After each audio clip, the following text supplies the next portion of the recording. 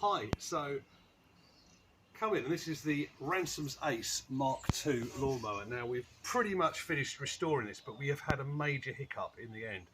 What I'm particularly pleased is we've got this painted in red, which was how it came to me. I've seen some different markings on these, different plates, but that's the way it is, and it's obviously got the lettering on. Rather sadly, we've had to lose the decals which are on the side here. Rather brilliantly, the roller was in great condition.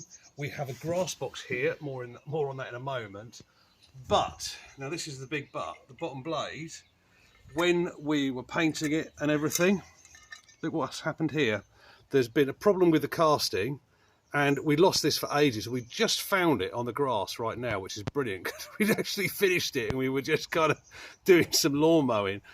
So for cast iron welding, you need somebody with special cast iron welding rods, so we are going to get that sorted. But I'm particularly pleased with the grass box. Now, if you saw the last video, you'd know it was held together with kind of bits of an old coat hanger.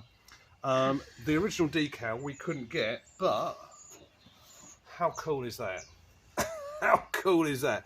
This is as close as we could get. So what we did here was we got just to get a decal for a Ransomes Ajax, and we cut it, and we just cut round the top, and we've got the Ransomes. So nobody makes them for the Ace, and I think that is really acceptable. I think it's going to be a lovely restoration when it's finished, and it's kind of as good as finished. We just need to do that little bit of welding.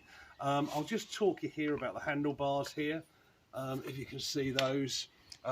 These are kind of black rubber grips, and I think the colour is important, and that's pretty much what they would have been. So that is the Ransomes Ace Mark II, pretty much complete. Hope you liked it.